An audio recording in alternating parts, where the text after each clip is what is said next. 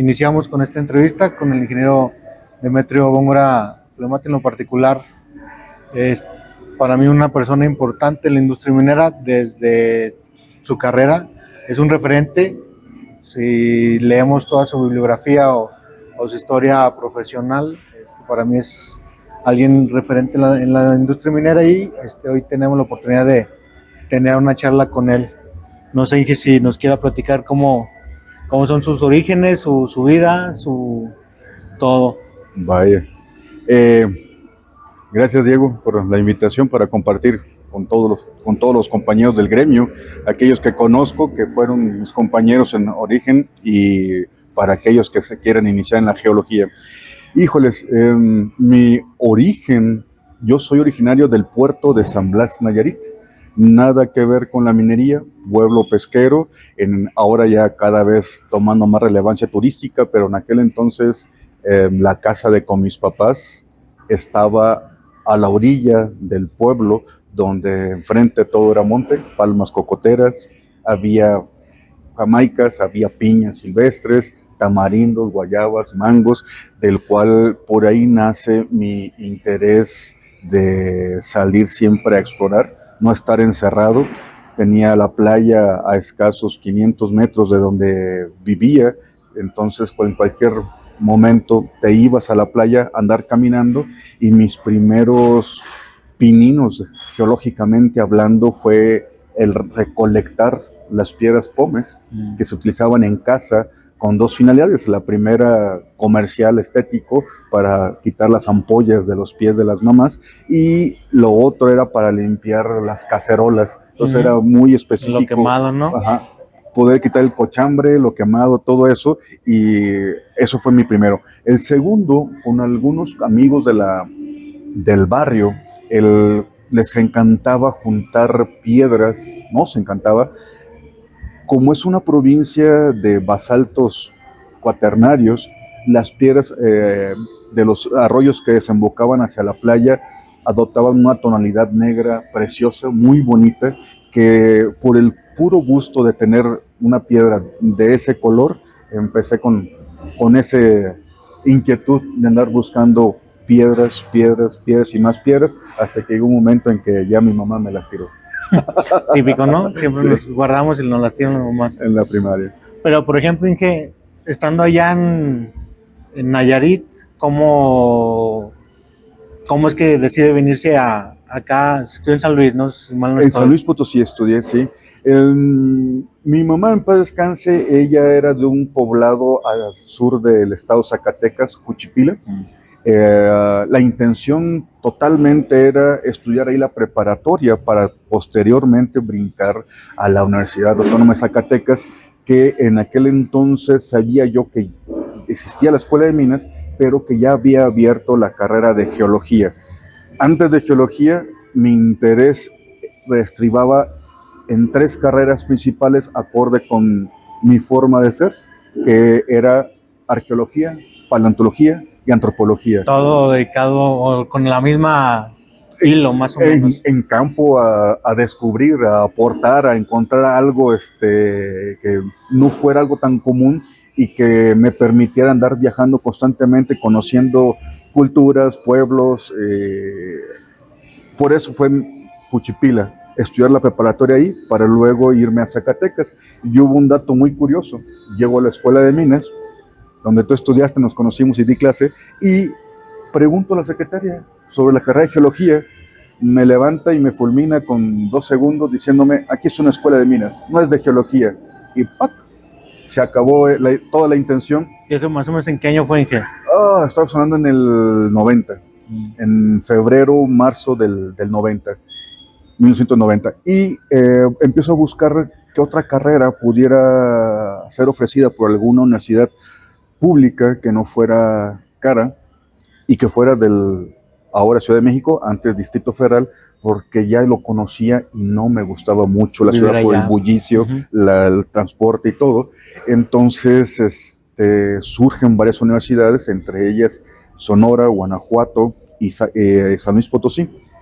En esa investigación voy a San Luis Potosí, hago los exámenes y felizmente quedo ahí.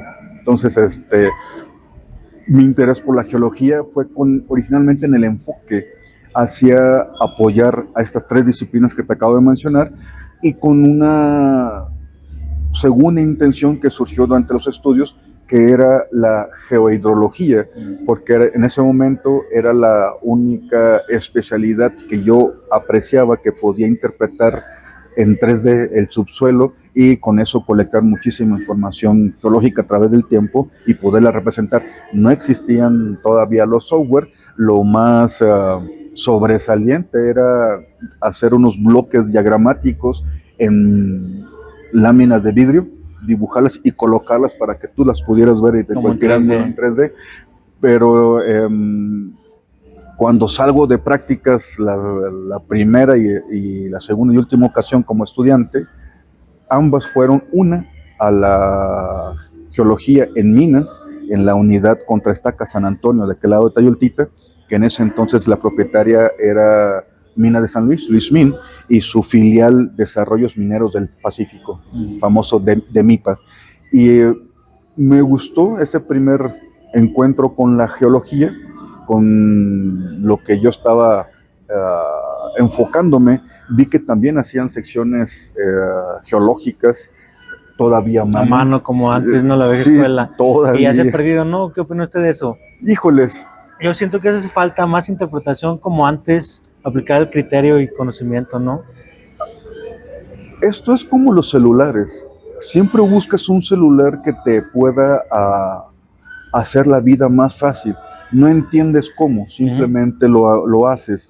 La geología con el software especializado te hace la vida más fácil, pero se olvida cuál es el fundamento, cómo es una estructura betiforme, qué es un pórfido, qué es un scan. Como la geoestadística, ¿no? Antes se hacía todo a mano y con tablitas y ahora todo lo mete en el Excel y lo que haga el software, ¿no? Pero sin saber qué es lo que estás metiendo, qué significa una variable, qué significa un método de interpolación. Igual en la geología, si no sabes el dato que estás metiendo, no sabes qué estás obteniendo. Entonces, el fundamento, desde programar un barreno, que en alguna ocasión alguien me dijo es que no tengo el software para hacerlo. Le digo, ¿para qué quieres el software? Programar un barreno es totalmente trigonometría. Sabes usar un transportador, una regla, un escalímetro, las escuadras, pues no le veo el problema para que programes un barreno. Entonces, ahora no, se cree que el software tiene que ser especializado y el más caro, y hay tantos software libres, gratis, que te hacen exactamente la misma función, siempre y cuando sepas tú qué es lo que quieres, cuál sería la herramienta para poderlo utilizar. Cuestión de enfoque, ¿no? No es necesario gastar mucho, es tener simplemente la imaginación y la intención.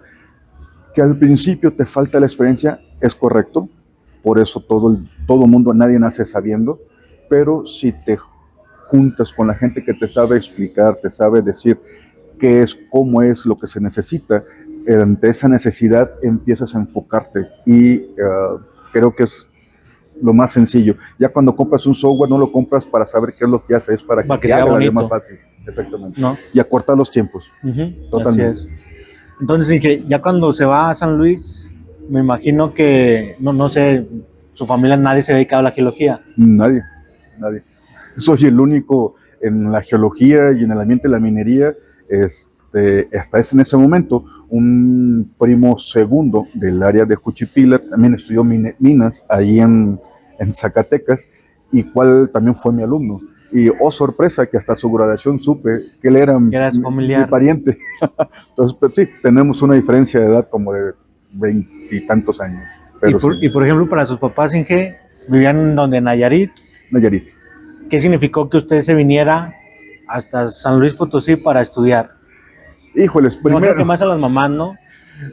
Sí, mi mamá era maestra de primaria, así se jubiló. Mi papá era administrador de correos, y cuando les comuniqué que mi intención era estudiar geología y tenía que irme a San Luis Potosí, primero fue, ¿qué es la geología? ¿Con qué se come? ¿No te vas a morir de hambre? Y ya con el tiempo, cuando vieron mi entusiasmo como estudiante, que sí me gustaba la geología, de hecho desde el primer semestre empecé a colarme a los semestres más avanzados en sus viajes de campo para ir diciendo qué realmente era la geología y si me gustaba. Y la verdad que desde la primera salida quedé maravillado hasta la fecha.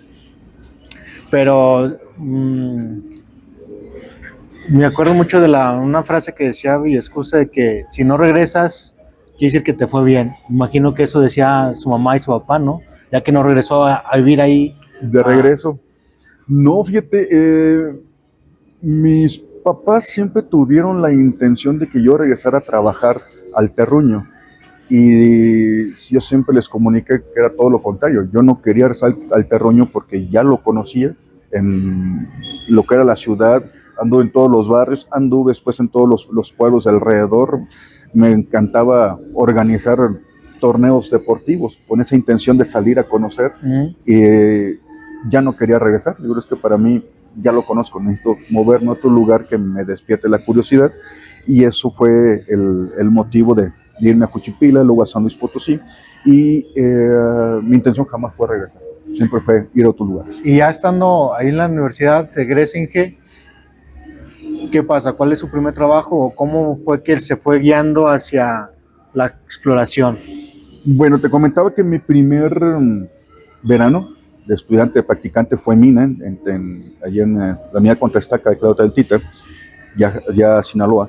Y mi siguiente verano, por azares del destino, caí con Peñoles, y en Peñoles con la oficina de exploración, que antes estaba con base en Querétaro, actualmente en Zacatecas, en el cual hasta hace unos meses yo también fui gerente regional.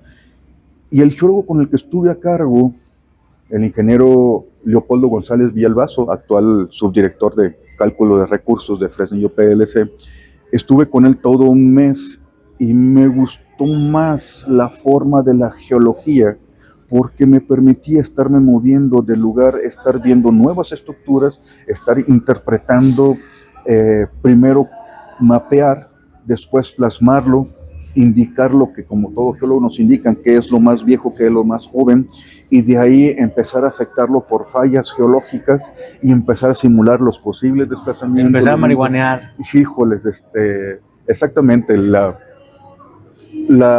arte de interpretar cómo crees tú que está es lo similar a los memes de la interpretación de los barrenos con los cortes minerales que sale la figura de Mickey Mouse o salen unos cuerpos muy bonitos, ¿no? Entonces eso sentí que me daba más libertad de interpretación dependiendo del artista y me casé con esa idea. Uno, no solamente la geología, sino la geofísica, los datos geoquímicos que tomabas, tomar en cuenta la topografía, tomar en cuenta la cercanía, si había un rancho, si había un campo de cultivo, si había un pueblo que te pudiera dar anomalías falsas en esa interpretación. Eso fue mi primer inicio y por eso me encantó la parte de la exploración. Entonces sale de la universidad, ya trae como ese enfoque después de las segundas prácticas y egresa y ¿qué dice? ¿Cómo es que empieza? Tenía la primera opción como estudiante en mi último semestre. La Comisión Económica Europea estaba becando para todas las carreras de geología en América Latina. El representante en ese momento para América Latina era un mexicano que resultó ser mi director de la Facultad de Ingeniería y quien también era geólogo, el ingeniero David Atiche Castillo, y me consideró para ese programa, apliqué. Y ese programa era más enfocado hacia presas y embalses, algo más, la geología, que en ese momento estaba yo viendo a dónde me iría, todavía insistí un poquito más, y desafortunadamente viene el error de diciembre a nivel mundial de la economía de Estados Unidos, donde se deprecia fuertemente el dólar. Por lo de la vivienda y todo eso, ¿no? Así es, y la Comisión Económica Europea me dice, la cantidad ya está fija. Si el dólar queda bien, tendrás dinero en exceso. Si no va a haber. No va a haber, entonces no podemos darte más, por lo cual se suspende. Como esa beca no incluía el pasaje de avión, estuve buscando mucho el apoyo por todos lados y la única empresa que me dijo, nosotros te patrocinamos tu viaje México-España, que vale en España, perdón, y también había una parte en Alemania, España, México, fue Peñoles. Entonces, en ese entonces me entrevisto con el ingeniero don Octavio Alvídez Cano, quien recientemente acaba de ser reconocido la semana pasada o antepasada su trayectoria. Me dice, no te voy a dar dinero, te voy a dar el boleto. Le dije, no, justamente lo que quiero, estoy viendo, quítame el dinero, capaz que lo que llego a la ventanilla se duplicó, triplicó. Algo, sí. Entonces, no, yo quiero el boleto, muchas gracias. Y él me hace la oferta, de una vez regresando, si no hay compromisos, entrar a Peñoles. Desafortunadamente me llega el aviso de la Comunidad Económica Europea que se suspende, y voy y le digo, ingeniero, ¿me da trabajo? Me dijo, sí, justamente hay un proyecto cerca de Zacatecas. Y luego le dije, Francisco Madero, ¿lo conoces? Digo, sí, mi última semana de prácticas con el ingeniero González Villalbazo fue ahí en Madero, y se ve interesante. Y me dice, pues mira, estuve yo en el 94, ese era ya el año 95, ya empezamos a perforar con algunos indicios y estábamos buscando gente que conozca el lugar, y qué bueno que tú ya lo conoces. Y de ahí surgió la oferta de trabajo y empiezo a trabajar. Tendría apenas un 5% de iniciado el programa de perforación. Le tocó nuevecito totalmente. Y el gerente en ese entonces era el ingeniero Javier García Fons, quien pues con los tiempos se volvió director de exploración de Peñoles y también jubilado hace 2-3 años. Y mi mentor, el ingeniero Sadol Alfonso Gómez Torres, que después fue con el tiempo mi gerente regional y quien con el tiempo le sucedí en la posición. También dio clases, perdón, ¿no? También dio clases y también fue premio nacional de geología, al igual que el ingeniero García Fons. Entonces, hay unos referentes muy importantes. Absorbió usted todo eso, ¿no? Sí, porque eran gente de campo, de gente que, lo que comentábamos hace rato, sabían de computadora, tenían toda la habilidad, pero su enfoque era campo totalmente. Era una geología práctica con un análisis económico. El ingeniero García Fons en sus inicios había trabajado en planeación en Peñoles, entonces él tenía esa visión económica del yacimiento, mientras el ingeniero Sadot era campo, interpretación en 3D, se combinaron. secciones, todo totalmente. Y también con el ingeniero Leopoldo González, que se metió también mucho en la cuestión del análisis económico para calcular recursos, reservas. Entonces, puedo decir que profesionalmente fui muy privilegiado en estar con ese tipo de líderes que marcaron mucho, me abrieron el campo para saber hacia dónde me podía mover, y hasta la fecha. Y entonces llega Madero. Yo recuerdo Madero que usted en las clases, no recuerdo si fue yacimientos minerales o no sé qué materia, nos hablaba del SEDEX, sedimentario exhalativo, que era, no sé si poco conocido o no sé cómo estuvo ahí. Híjoles, fue el primer yacimiento catalogado como SEDEX aquí en México. No he escuchado todavía de otro. Hay vulcanogénicos, pero fue el primero, SEDEX, que en aquel entonces su categorización entraba dentro del grupo de los yacimientos vulcanogénicos de fondo marino. Actualmente, desde 2009 para acá, fue recatalogado como un yacimiento hidrotermal, que todavía en lo personal me crea un poquito de conflicto, porque para México un yacimiento hidrotermal normalmente se asocia a la época terciaria, y si es SEDEX tendría que ser del Cretácico medio, Cretácico superior, pero no terciario. Entonces, si es Cretácico, tendría que ser catalogado como vulcanogénico, ¿no? Asociado a la vulcanogenia. Entonces, el fondo marino. Entonces, esta parte fue muy interesante, porque cuando se fue desarrollando el tipo de alteración que actualmente está en debate, si pudiera ser del tipo skarn o no, por la presencia de algunos minerales de skarn, granates, sí existen, pero son de grano muy pequeñito, no son tan extensos, y zonas de Hornfels. Entonces, pero también son asociados a lo caliente de los fluidos, que reaccionaron con sedimentos carbonatados aún no consolidados, que posteriormente ya litificados hace que queden el mineral bandeado, horizontes muy bonito. Entonces, ese fue mi primer yacimiento importante, grande. Ese año, en el 96, que fue cuando empecé a trabajar, tuvimos visitas de varias empresas mineras canadienses, como Noranda, Kennecott, BHP Billiton, pero los de Noranda en específico nos dijeron, híjoles, ese tipo de yacimiento nunca vienen solos, insistan.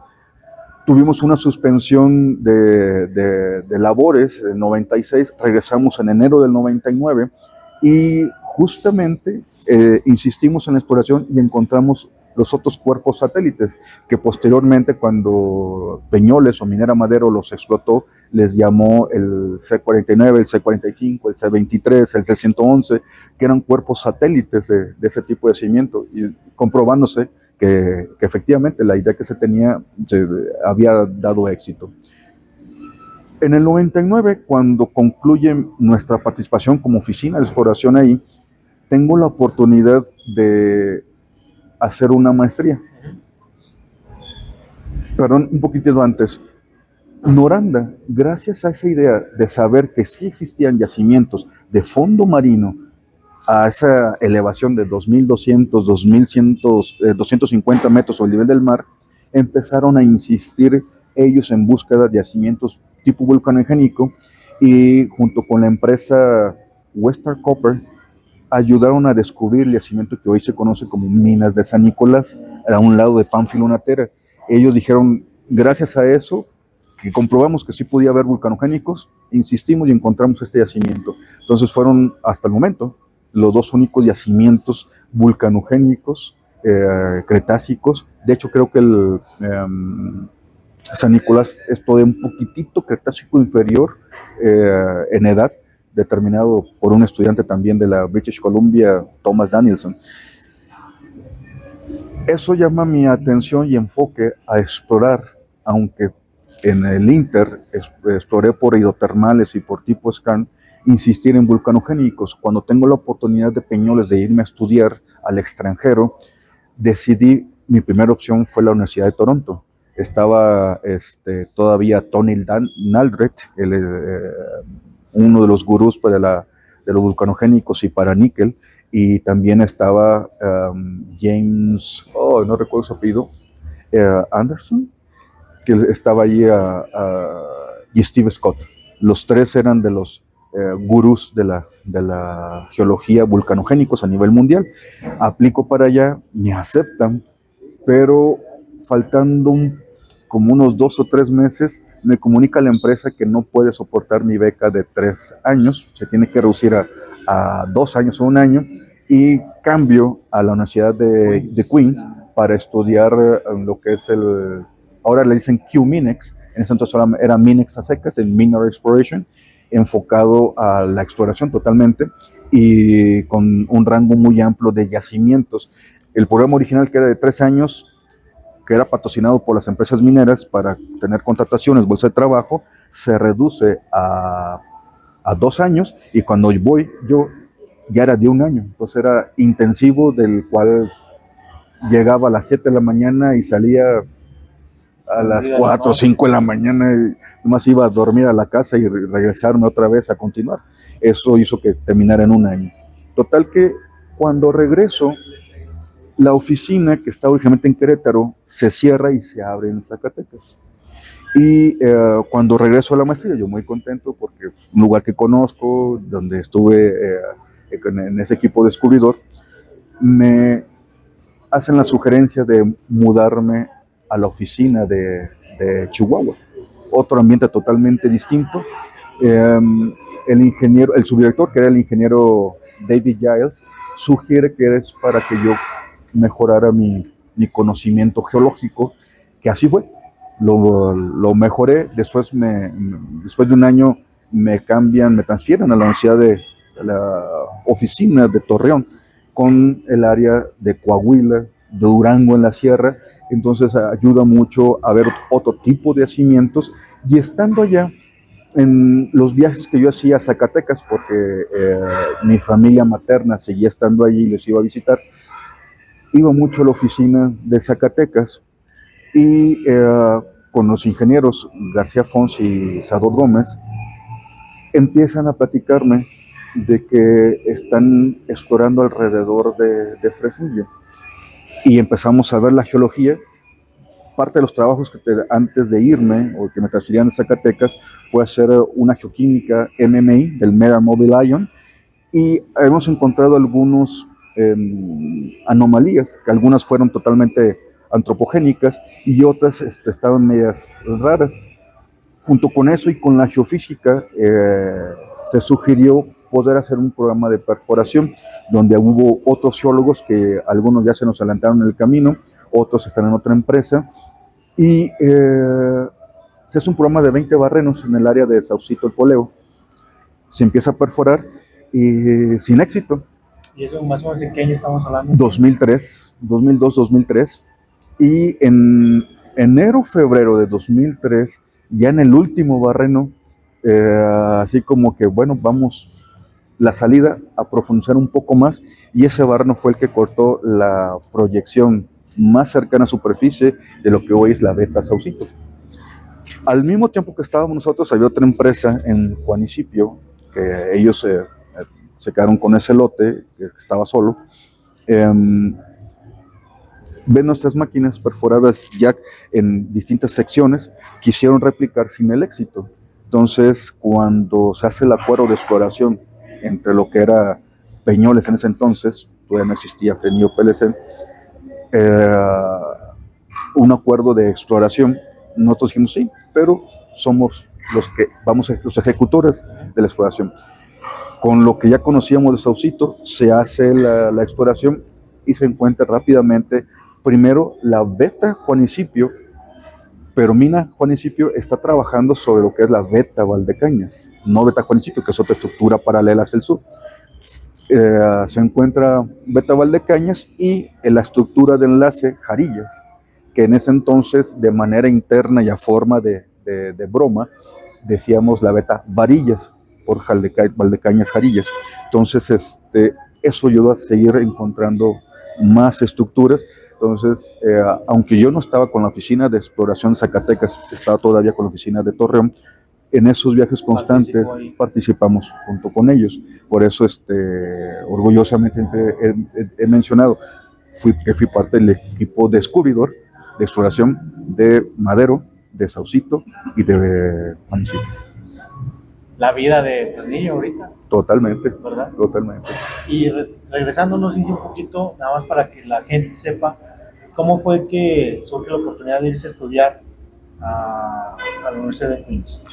O cómo se presenta esa, porque yo soy de la idea de que no sale por chiripa o suerte, sino uno trabaja en las oportunidades. ¿Cómo se trabajó eso? Mi entrada a Peñoles Fresnillo fue justamente porque se me cancela un diplomado. Ajá, sí. Los directivos sabían de mi intención de estudiar. Existe una política dentro de Fresnillo, si es que no se ha modificado. En aquel entonces te pedían que tuvieras 4 años de antigüedad para poderte aprobar la intención. Después lo bajaron a 2 años y ya trabajando me dice el ingeniero García Fons, gerente en ese entonces, ¿está la oportunidad? ¿Quieres? Y digo, sí. Cuando empecé a trabajar, aunque yo tenía un inglés muy básico, trabajando ahí pegado a la ciudad de Zacatecas, estaba una escuela de inglés que me permitía llegar más tarde a tomar clases, y empecé a tomarlo, a seguir preparando por mí mismo, costos de mi bolsa, no siempre esperar que la empresa te pague todo. Y venían geofísicos, especialistas en geología estructural, especialistas en de la gente de Golder Associates, de mecánica de rocas, canadienses que no hablaban español o australianos que no hablaban español, y eso me permitió desarrollar, sí, y más un inglés más técnico. Entonces se conjuntaron ambas cosas, vuelvo a aplicar dentro de la empresa y me dicen, sí, adelante, estás aprobado, y por eso pude irme, gracias al apoyo de la empresa, sin tocar mi sueldo y con la beca. Que eso yo creo que era bien, o estaba bien antes, ¿no? Porque hay casos con el que Abel también, ¿no? Creo que su compadre ¿no? Sí. Que también le tocó ir a estudiar fuera con Grupo México, antes creo que se hacía más. Y, ok, ya termina lo de la exploración, está todo en Torreón, ¿y cómo es que se cambia o lo cambian a las oficinas de Zacatecas? Dice que fue en sustitución del Inge Sadot, ¿no? Todavía no, todavía era Peñoles. El cambio fue por la necesidad de seguir explorando en la región y se buscaba gente con experiencia. Como yo ya había estado ahí y seguía haciendo presencia, eso condujo a que solicitaran mi transferencia de Torreón a Zacatecas, que fue benéfico. Al año siguiente, eso fue en el 2007, al año siguiente se crea Fresnillo PLC, se separan las oficinas y quedo del lado de Fresnillo. Ok, ya, por ejemplo, que estando ahí en Fresnillo, o en Zacatecas, viendo lo de Fresnillo, Saucito, lo de Juanicipio, ¿cómo se da esa oportunidad de uno estar como presidente de la asociación ¿Sí? de Zacatecas? Y hablamos de la RIM, ¿verdad? Retomar lo de la reunión internacional de minería en el 2014, 2016. 2014 fue la primera y también organicé la del 2016. Y resulta lo siguiente, se crea Fresnillo, estoy trabajando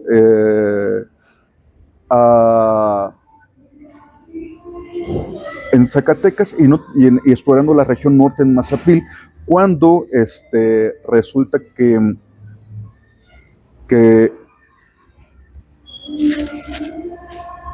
el distrito Zacatecas de Acción quedó acéfalo por mucho tiempo. Estamos hablando de 6, 7 años. Y el ingeniero Salvador González lo retoma con el apoyo de las minas de Cosamín, de Madero y nuestras oficinas de exploración de Peñoles y Fresnillo. Se retoma, lo lleva él a bien en su periodo, en su bienio. De repente a él le surge la oportunidad de ser el presidente de la Cámara Mexicana de la Construcción y se va dejando acéfalo la asociación.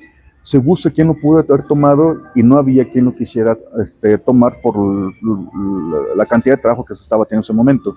Entonces levanté la mano, me dijeron, sí, empiezo a tomarlo con tan buen apoyo y con tan buenos resultados que logramos hacer bastante por el distrito en ese momento.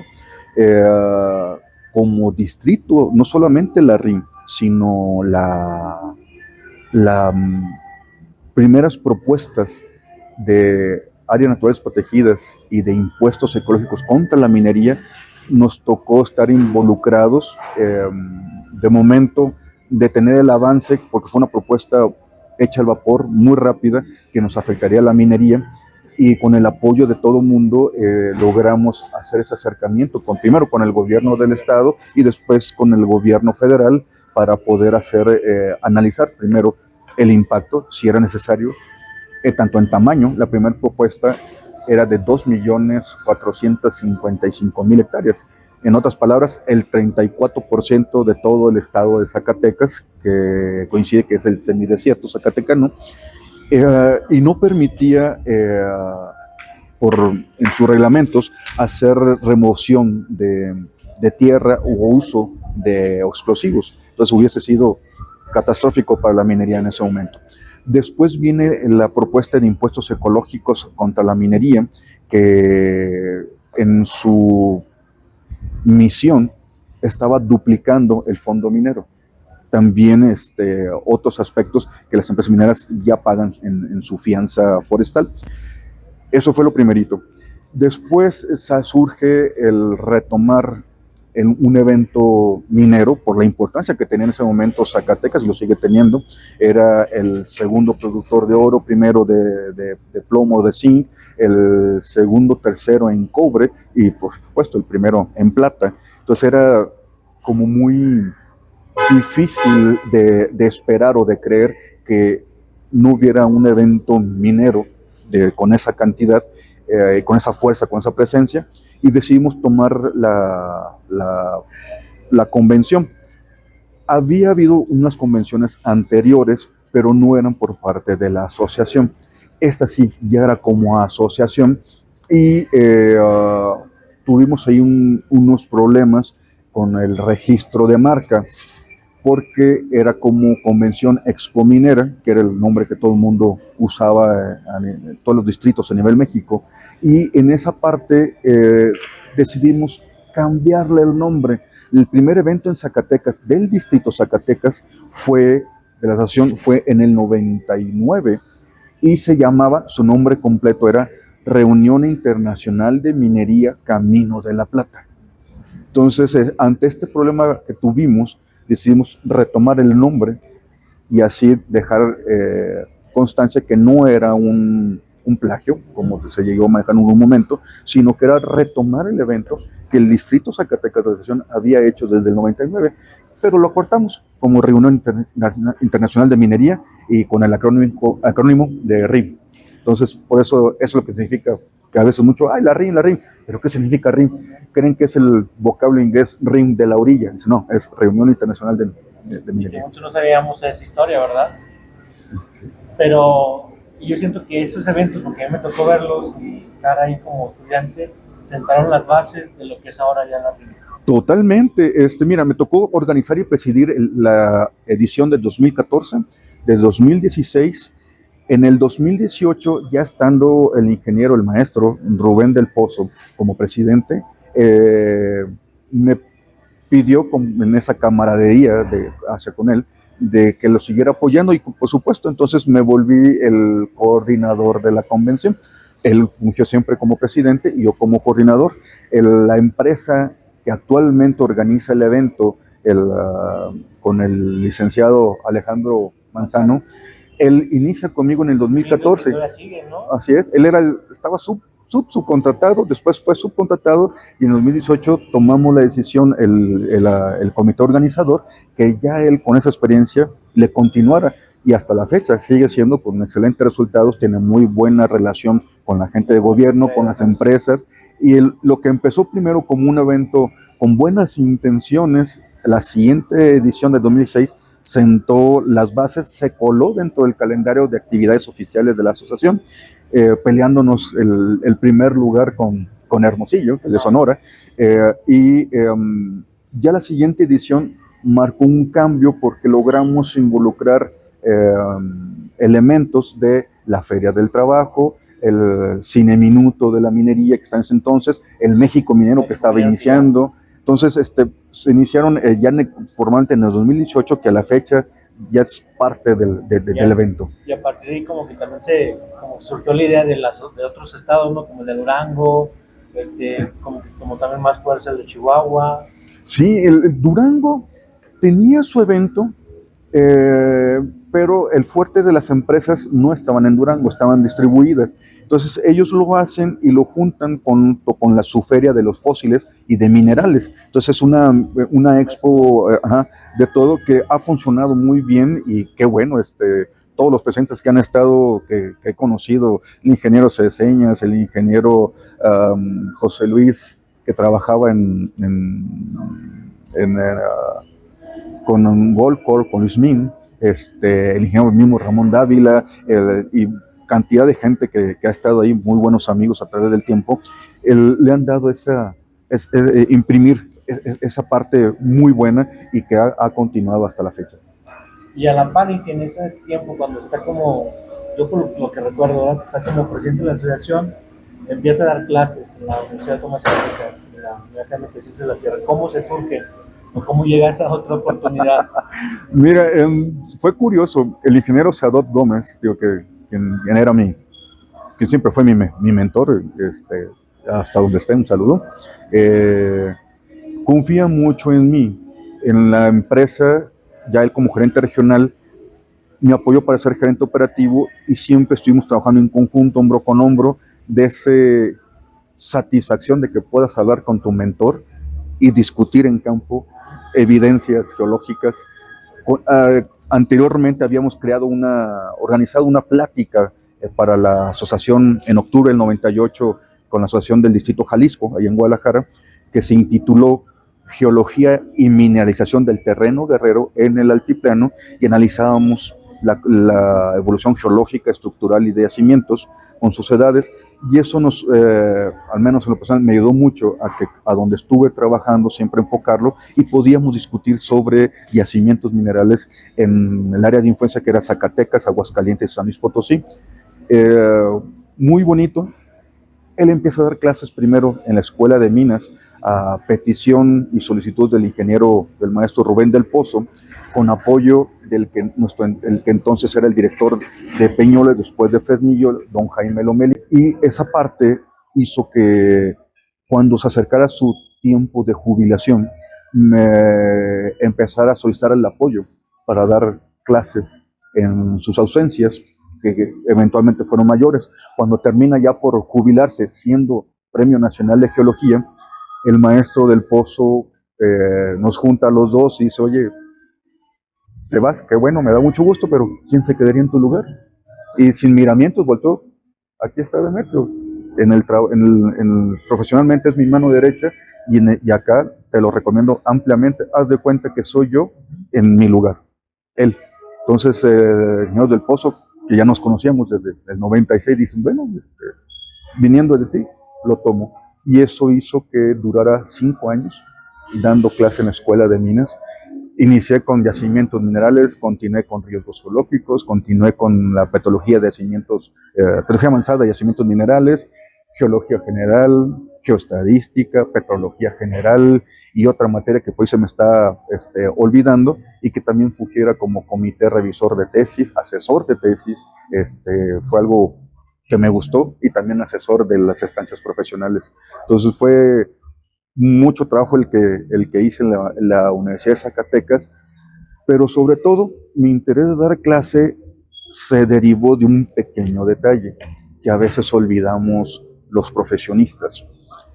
Cuando llegan estudiantes a las empresas a hacer visitas o prácticas, es muy fácil decir, ay, estos cuates, ¿quién los enseñó? Sí, no, ni la brújula saben utilizar. Y dices, oye, está bien que te quejes, pero ¿qué estás haciendo tú, profesionalmente hablando, para mejorarlos, que no salgan así? Y coincidió que el ingeniero Sadot me dice, ¿me apoyas? Digo, con gusto. No quiero quejarme, quiero decir, los quiero apoyar. Sí, estoy aportando. Así es. Dijeron los abogados pro bono, o sea, no era por el sueldo, era por las ganas de hacer eso, y de ahí nace mi involucramiento por la facilidad que me dio el ingeniero Sadot y por la invitación que me hace el ingeniero Rubén del Pozo. Y por ejemplo, que mientras estuvo dando clases en esos 5 años, ¿usted qué opina de las universidades? ¿Cómo es que salen ya los chavos después de esos 5 años de carrera? Mira, ¿Qué hace falta? No podemos generalizar al 100%. Ajá, sí. Hay un gran aspecto importante y que nada tiene que ver con las generaciones. Tiene que ver con por qué están estudiando geología, por qué estudian minas. Muchos se basan por el dinero, ¿verdad? Normalmente, sí, van viendo qué carreras son las mejores pagadas, ven minería, ven geología, y ahí se meten, pero se encuentran con la desilusión que no les gusta. Tú debes de conocer a gente a nivel nacional que incluso salieron con muy buenos promedios, pero que no ejercen, y no han ejercido.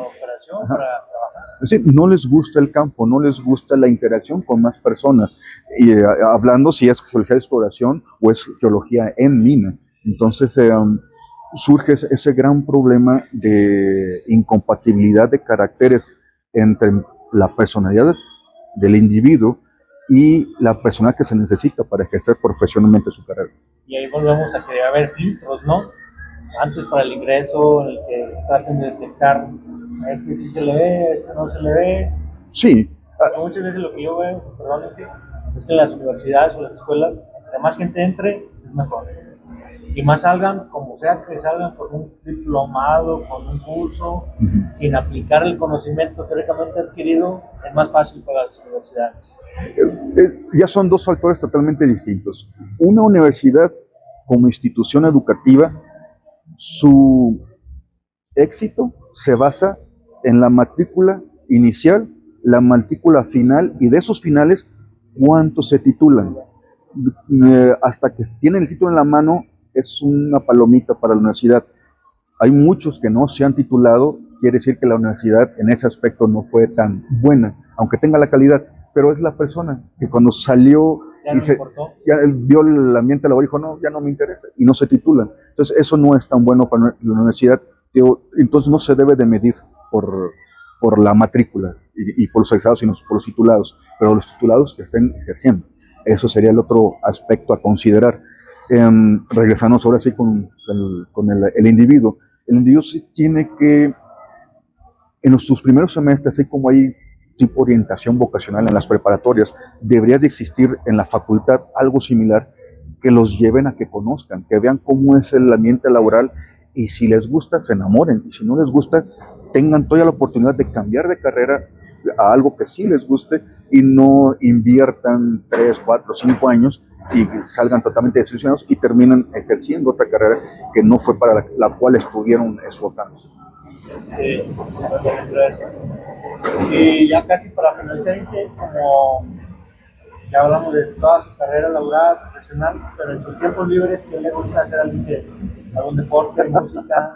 Por ejemplo, hay gente que le gusta los cadetes de Linares, no sé qué música le gusta. Soy campechano, pero me gusta de todo, dependiendo de mi estado de ánimo, desde heavy metal hasta música de mi rancho, de lo que es de guapachosa, banda, cumbia, todo, ¿no? Eso es lo que me encanta en cuanto a música y no tengo restricción para escucharla en cualquier momento. ¿Qué me gusta? Asombrosamente me gusta conocer ciudades, conocer museos. Su alma de teólogo.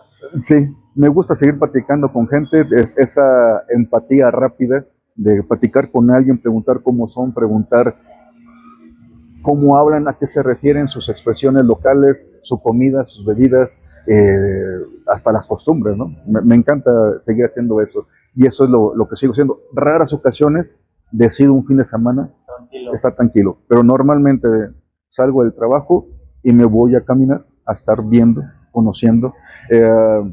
Es como un libro. Un libro lo lees ahorita, lo entendiste, lo vuelves a leer y hay otros aspectos más nuevos. Cosas. Y lo lees 10 veces y las 10 veces siempre le encuentras algo más. Para mí, en la vida, aun cuando estoy en casa, tu casa, puedo recorrerla, puedo ver varios aspectos y decir, ah, caray, esto no lo había notado, fue construido así, y si hago esto y aquello otro, en la ciudad, en el pueblo, en el rancho donde estoy trabajando, es lo mismo. Salir a trabajar con todo el mundo, salir a conocerlos, platicar, tomarte desde un vaso con agua hasta una cerveza o un vinito, siempre hay algo que te aportan. Y para mí es enriquecedor conocer, platicar, estar con las personas. Hoy para mí ha sido eso. Yo lo conocí en la escuela, el maestro, y yo para mí usted está así top, ¿verdad? Por su experiencia y su forma de ser. Y ya casi para finalizar, ¿qué podría decir que le hace falta hacer al límite de Metro Rojo? Híjoles. Porque no hablamos todavía de cosas más familiares que a mí me hubiera gustado, pero ¿qué fue para sus papás? Yo sé que fallecieron en su momento y eso ha sido, también mi papá falleció y es algo muy fuerte, ¿verdad? Para nosotros, a pesar de que no convivamos tan constantemente con ellos por la carrera, pero a pesar de eso, ¿qué sigue para el IGE de Metro? Híjoles. No quisiera decir que me alcanza la edad, pero... Está joven, tiene 50 años, ¿no? 52 y medio. 50, dejémoslo. Sí. Yo soy de la idea y así lo escuché de un gerente de Chihuahua, el ingeniero Oscar Comadurán.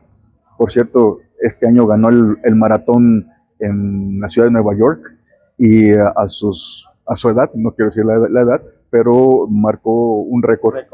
Ajá. Si lo googlean este año, ¿quién fue? El ingeniero Oscar Comadurán Ahumada. Él tenía una frase que me gustó mucho, me quedó grabado. Él decía en sus proximidades de su jubilación, lo que no hice de joven, no lo voy a hacer de viejo. Entonces, siento yo que profesionalmente hablando, he estado en 3 equipos, o en un solo equipo que fue el descubrimiento de 3 yacimientos importantes en México. Me encantaría poder aportar, ser la cabeza, quien guía el descubrimiento de un yacimiento muy grande, no lo sé, muy pequeño, tampoco lo sé, pero que pueda descubrir en zonas donde no se esperaba que pudiera existir. Ese rompimiento de paradigmas, Fresnillo tuvo más de 500 años con lo mismo, y de repente llega este equipo y descubre algo, abre la posibilidad de nuevos tipos de yacimientos a distintos niveles de formación, que dices, wow, es importante, es algo que yo quisiera hacer, por un lado.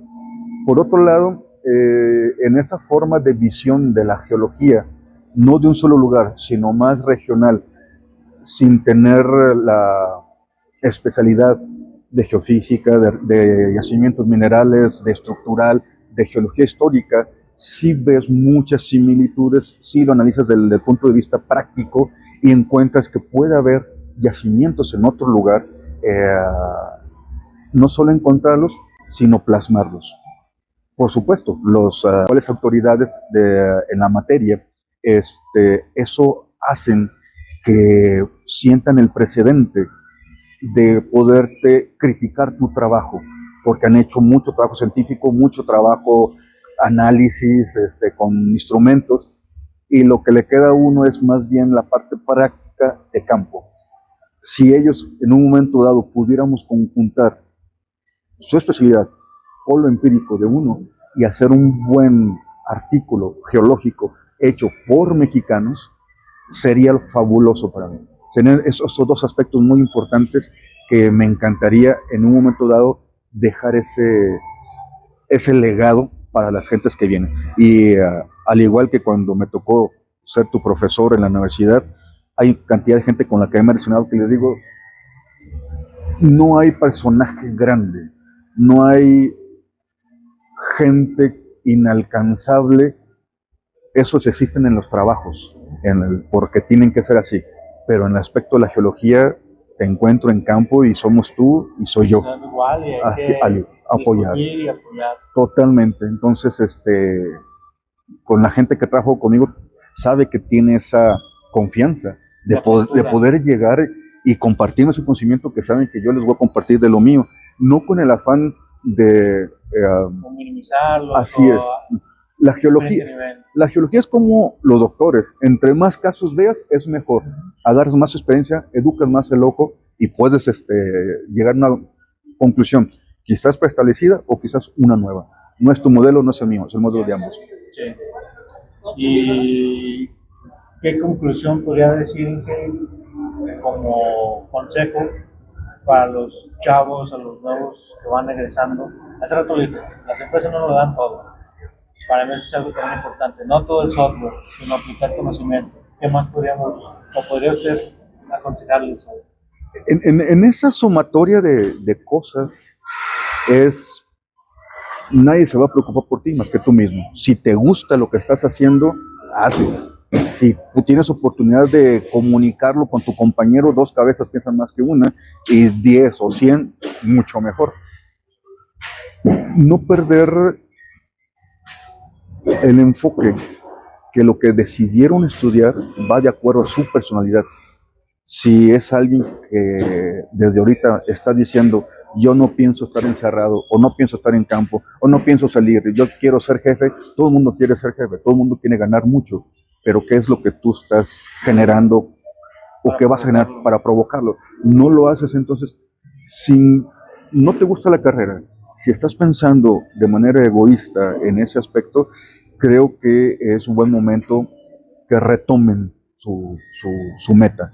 Si les gusta, pues entonces acérquense con las empresas, acérquense contigo, acérquense con los que dan clases en las universidades, que conocen a la gente de la minería. No tiene que ser una práctica de un mes o una estancia profesional de 4 o 5 meses. Con una visita. Sí, uno porque nos llevaba Madero. Sí. Y íbamos a la de Arroyo. En Zacatecas mismo, cuando vimos desde la mina del Bote hasta Trancoso, viendo todo el sistema de vetas. En un fin de semana, en 3, 4 horas se puede hacer. Sí. Y ahora la tecnología te hace la vida más fácil, pero no te resuelve la vida. Es una herramienta más de lo que uno quiere trabajar. Por eso el consejo hacia los muchachos que estén estudiando ahorita es no pierdan su interés. Si les gusta, continúen, y si no, retómenlo. 1, 2, acérquense. 3, compartan el conocimiento. Esto no es ser egoísta, el conocimiento se comparte. Desde la época griega, romana, podemos hablar de los filósofos, que su información nunca fue de, es mía, siempre fueron abiertos, lo compartieron, y desde cualquier tipo de personas, con una actitud positiva, una actitud negativa, siempre alguien te está enseñando qué debe de ser, qué puedes hacer, en lo personal y en lo laboral. Entonces, así lo veo yo. Muy bien, totalmente de acuerdo. Y agradecerle, por el tiempo, porque no pudimos cuadrar muchas cosas, otro el lugar que improvisamos un poquito, pero agradecerle esa disponibilidad para hacer parte de este proyecto, ¿verdad? Que espero y mucha gente pueda ser inspirador, y a lo particular me abre más el panorama de una de su vida, su experiencia y lo que podamos seguir haciendo como profesionistas. Así es, se puede hacer mucho, y te agradezco mucho la invitación para poderlo compartir con ese afán de estar primero contigo, que tenemos un rato que no nos mirábamos. Segundo, el poder estar hablando libremente, sin bagajes, porque no es un formato muy cerrado, me permite explayarme. Y lo otro, tu tiempo, al igual que el mío, ambos son igual de valiosos. Hagamos de esto que valga la pena. Sí, muchas gracias. Gracias, mi querido.